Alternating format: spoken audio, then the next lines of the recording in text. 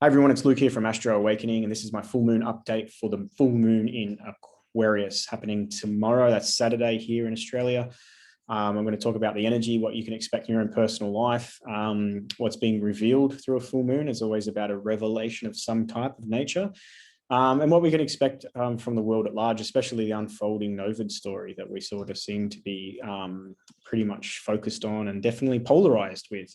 Speaking of polarization, the full moon is just an opposition between the sun and the moon. Here we have the sun in Leo at 1 degree and the moon at 1 degree of Aquarius. And this is a pretty sensitive point in the chart at the moment because on the 21st of December 2020, we had the grand conjunction at 0 degrees of Aquarius between Saturn and Jupiter. So this full moon, and this is the first of 2 full moons in Aquarius this year. We get another one at the end of the month, towards the end of August.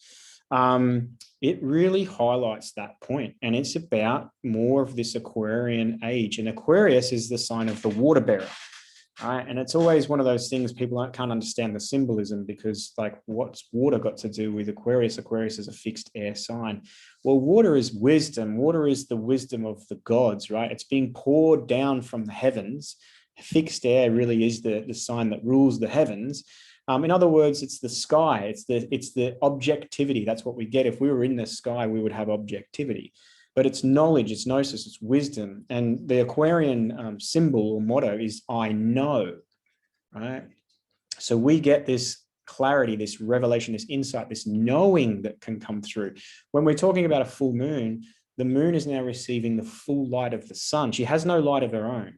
And because the moon is symbolic of our subconscious, it's like those things within our subconscious are coming to light because we're now shown them for the first time. And it's a lot like bringing light to darkness or bringing, the dark to the light.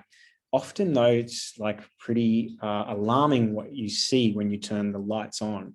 Anyone that's been through their own personal awakening journey knows what it's like to start to see the world without the veil pulled over. To see reality for what it really is, especially the matrix system, right? It's not pretty. It's not like, oh, I woke up and everything's amazing. It's like we want to make that amazing. We realize that's our soul's duty here as a embodied consciousness is to manifest the kingdom of heaven here on earth. But we look around and we're like, what the hell is going on in this life? What is going on in this reality? What's going on in the world? What is all this darkness? And we're definitely getting a lot of that darkness coming up and we're looking at it. And we must see it because by seeing it, we make it conscious. And when we make it conscious, we can purge it. We can release it. We can let it go. But if we can't see it, how do we know what's there? And when we hide from it, we want to be saved. We don't want to confront it and we repress it. It continues from the underworld to create dysfunction within our lives, in our personal lives, in our relationships, and in our reality at large. And it's like we can just go along to get along. And no, actually, every now and then we need to go through this process of purging the impurities. And what are those impurities are being purged out at the moment? Well, just how much that the dysfunction and the way in which our systems of authority, Capricorn, disempower us through authority and control, rules, restrictions, limitations, taking your sovereign right to say, hey, I'm a living soul here and I have the right to freedom of choice of my self-expression and what I do or don't do to my physical body. And it's really about that process of seeing all the ways in which they're limiting, restricting your personal self-expression. Sun in Leo, right? The sun in Leo is all about shining your light, your individual light. It's the me, I'm the center. That's the Leo. It's the courage to say, you know what, I'm going to let my heart lead the way and this is who I am. And balanced with an Aquarian energy, it's that is the process to true freedom and individuation. Individuation is one of the hallmarks of Aquarian energy, is to individuate. It is a very group-orientated sign, though, because it's through the differences that we can come together, not through our similarities. We're not all the same. In other words, it's through our uniqueness. It's through that ability to allow our uniqueness to come through and shine that we can come together as a collective. They want us divided. They want us not expressing ourselves. They want us to conform, to seek some outside level of control or authority or limitation or restriction in our life, and to say, you know what, save me, help me. This is the old programming. And what we're seeing now is just how much that old programming and just how dark the old programming is when we see the extreme that it goes to maintain its control over your sovereignty, over your self-expression, over your self-image, over your ability to shine, your ability to individuate, your ability to sort of be free, to be you, just unique, wonderful, colorful, whatever that is. We're seeing just how much this system is going to go to what extent to maintain that control authority, so that you seek outside of self for that. Keep me safe. Please help me, save me, look after me, right? As we go through this collective awakening, and it is a collective awakening, not everyone's at the same level of awakening, but everyone is awakening to something. When you awaken, you know, sometimes you awaken from the dream and into the reality, and the cold, hard reality, or that cold reality is like, what is this world? Like I said before, we have to go through this process where we're shown it. People have to see what they're freeing themselves from. And it's not going to be pretty. It's not going to be pretty. We've got the sun moving into Leo. It's going to spend all month in opposition to Saturn, pretty much. It's by degree, it's going to move into opposition now, and it's going to be there for the next couple of weeks. So I wouldn't be surprised. In Australia, we're seeing, you know, pretty severe restrictions, especially in Sydney, Melbourne, South Australia. Wouldn't be surprised if we see them spread during and after this full moon period, as the sun just confronts Saturn. To balance that in your own personal life, it's to take responsibility for those things you can control and to let go of those things that you cannot, right? If you want individuation, freedom and liberty, Aquarian energy, Uranian energy, you know, to be free and liberal, if you want that, it comes with great responsibility. And the alternative is being very clearly shown to us now. If you don't want to take full responsibility for your life, then you don't have to. Big government, with all of their mandates, with all of their insincere ways in which they're coming to the rescue, this old sort of rescue program that's playing out, savior program, come on, help me, save me. They've brought the majority of people to a place of insecurity and fear, with the hope that they're going to want to be saved. And that'll place their responsibility outside of themselves into the external source of that power and authority in their life, instead of taking responsibility themselves. And that's personal choice. But for those of us on this page and watching my stuff, we want freedom, sovereignty, liberty. We're happy to come together. We want equality, equity within this reality. We want freedom of choice. We want to celebrate our uniquenesses and our differences, and not have to conform to, you know, everyone else's idea of who and what you should be. It's about non-conformity, but in a respectful way, where we can come together and form communities, you know, where we don't have a centralization of power. We actually realize that we all have sovereign power within us. The divine spark is within every living thing. The divine spark is within every living thing. The divine spark is within every living thing. It's our right to be able to connect to that within self. And that's our source of eternal power, our true knowledge of self, our true gnosis. It's never found outside of self. It's not in a book. It's not in a guru. It's not in a galactic federation. It's in you. That's where it is. And when it's illuminated to you and you have that awakening, you can break the old pattern. You can break the old programming. How? Because you're aware of it. You see it playing out. Look what's happening in the world. That's the reality that we are going towards, unless we step up and take responsibility for our self-expression. So there's a few things happening in this. We've got you know, the moon, before we get to this full moon, it's moving over this Pluto, and we had the sun in opposition to Pluto recently. So there's going to be a lot of, you know, polarity in power and disempower and control, and a lot of intense emotions that are going to come up. But it's the ability to sort of transmute the emotional energy, the pain, the hurt, the insecurity, and transmute that into clarity and wisdom and gnosis and knowing and like aha. Right. And what's it calling for me? What's it requiring of me? It's requiring to take responsibility. When you have an opposition like the sun and Saturn, you know, to balance the opposition, you know, so you have generous, kind-hearted, sort of courage expression of self, leading with your heart space, Leo. But you also have, your social obligations, responsibles to the group at large, but also self. That requires that there's a balance of those two energies. At the moment, it's not conformity to a dying system that is trying to act as your savior. That's not how your social responsibility at the moment. That's what they would like you to think, but that's actually handing over all responsibility. You have to claim that responsibility. If you want the freedom and liberation that comes with an individuation process, if you want this world, if you want to, your soul's duty is to create the kingdom of heaven here on earth, then you must take responsibility for that. Jupiter is in opposition to Venus, and Venus has gone into detriment or fall in Virgo. So she's quite challenged. In the heart now, it can be a lot of worry, a lot of over analyzing, a lot of like, oh my God, and in an influx of detail that gets in the way of just letting yourself express yourself, your heart space, connecting to that compassion. It's being really challenged by your beliefs at the moment, your ideologies, your beliefs, your desire for wanting, like, why can't we all just get along? Why can't we all just do this? And Venus in Virgo is sort of like, well, I'm stuck in the detail. There was a good meme I posted today, which was, if you focus on yourself, you grow. If you focus on shit grows. And it's pretty much like that. Venus in Virgo is a lot of where you're focusing your energy. Are you focusing on all those things that are negative, that you're overanalyzing, you're very self-critical?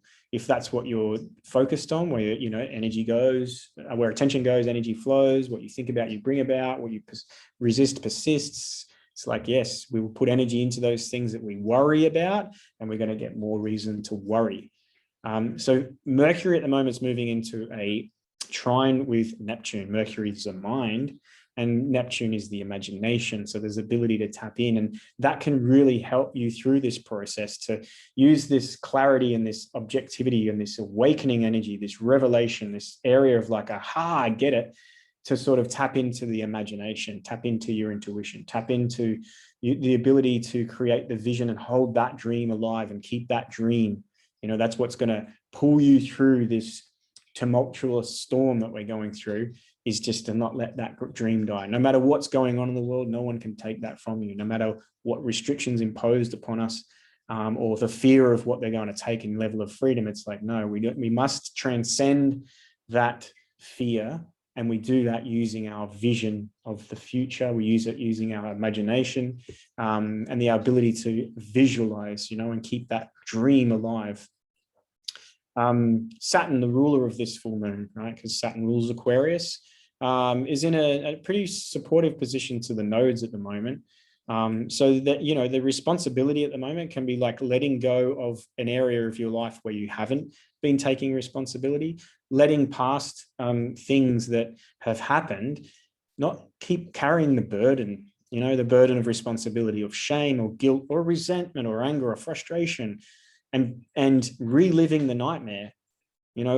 If we have some sort of challenge in our past that we've had to overcome, the key word is to overcome, right? It's to learn the change of behavior that it required to overcome or to get through it, taking away what was positive out of it, learning from what wasn't, and making a commitment to yourself to take responsibility to say, right, well, I'm matured now and I'm wiser because of it. And then you can allow that process of release and let go. You don't have to hang on and carry the burden, right? Burden is responsibility. You blaming the blame. It's either on someone else that you're putting it on, or it's on yourself. And when you've got a burden you're putting on someone, or you're carrying it, it's all Saturn energy. Saturn deals in karma. Saturn's metal is lead. So when you're carrying someone's burden or extra burden, you're carrying karma, right? Or you're carrying lead. You can feel down, depressed, defeated. And there's a lot of that at the moment. If we allow the matrix system and the narrative, the story, their version of our story to really affect us, there can be a lot of like, where this is hopeless, this is helpless. And it's going to feel like that. It's going to feel a lot like that because especially if you're focused on that and you're not able to transcend using your imagination, right? And if you're stuck in all of that stuff, and then you'll feel helpless, There's nothing I can do. What the hell? No one's waking up. If your freedom and your liberation requires other people to waken for it, then you are going to be dependent on them. And then therefore your process of freedom and liberation cannot happen because you're not taking personal responsibility. You're saying, well, I can't because look, they're doing that, they're doing that. Freedom of choice is a big thing. And at the moment, you have to allow people to make those freedom of choices, whether you perceive it to be detrimental or not. It's just making peace with that, focusing on yourself, taking personal responsibility. But try not to allow the story and what they're saying on the story and how they're saying it to affect you, because that side of things, I suspect, as more and more people awaken, as more and more people question what's going on, as more and more people sort of go, this isn't quite right. And deep down, they might not know how or why they feel the way they do, but deep down, their soul is screaming, the higher self is just like, this isn't the way, this isn't the way. And they're coming new to this level, and there's going to be a mass awakening, right? But before we get there, it's going to get dark, because what we're going to see is the purging of all this darkness to come to the light, right? We have to be shown that. It's not going to be a pretty thing. It's going to look like, what the hell? It's going to look like the end. It's going to look like helplessness. And when is this ever going to stop? And it's all going to look like that right up until the very moment of the transition. And these are the moments, these sort of lunations, these are the moments that we get to see the awareness, the revealing of the change, and then it's about the integration of that. It'll take some time, but the shift is now reached a point of critical mass, a tipping point, a surge. How do you know that? Watch the way in which they, and I say they, I mean those pushing the agenda, watch the extreme nature they go to enforce or impose their level of control, to maintain control. It's going to go to an extreme, and it's going to seem like that, but we just have to practice nonviolent non-consent and just bear witness to it, observe it, but try not to resist it, because again, what you resist persists. But just to witness it, to witness this moment. That clarity, that Aquarian energy can give you that objectivity. The objectivity is like ability to take the self out of the situation. It's to sort of see it clearly without your emotions involved. Aquarian fixed air, it's detachment of water. It's fixed air, it's peaceful, it's silent, it's just crisp, and it sees clearly, and it's not got any of its emotional energy into it. If you've got your emotional energy in it, you're going to feel unstable and insecure, and you're going to be like either really fearful, insecure, or you're going to be really angry, frustrated, wanting like savior, help. Whether it's on one end of the spectrum, it's help me government, help me with make it go away. On the other end, it's help me everyone else. Why aren't they doing that? And it doesn't matter. That level of dependency on outside of self for savior, someone else going to do it. This is not what the time is for. The time is to take personal responsibility for your self-expression. It's a little bit of Chiron energy mixed in with this energy here. And, that's always going to bring up that wound within around Chiron. It's that, self-assertiveness, that inner sort of child, I guess, that is screaming to be seen and to be heard and to be sort of like, why won't other people see this? Why won't that go on? It's like part of the programming. So there's an opportunity to sort of release a lot of that as we go through this process. It will be interesting to see over the next few days and into next week just how this shift plays out. Naturally, as more and more people refuse to partake in the agenda and exercise their free will and free choice, and to non-violently non-consent, and to start to speak up against it and out against it, and to start to sort of call it out for what it is, the ridiculousness of this, you will find that the balance point to that is for them to go further and further with sort of the fear programming and their level of extreme restrictions, because that's how they maintain control. And this system is losing control, it's losing its power, so it's going to try and seek more of it. So as we watch this unfold, I suspect that we probably see an elevation of restrictions, an elevation of the fear element, an elevation of the ridiculousness of it, and it's just, it's part of what's happening. This is being purged out, right? We will get new through this process, but the old must die. It literally must die.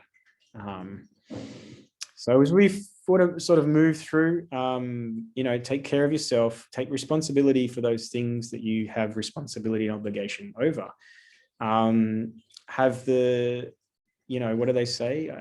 What is it? Have the courage to change the things you can change. Have the something to accept the things that you can't, and the wisdom to know the difference. I can't remember.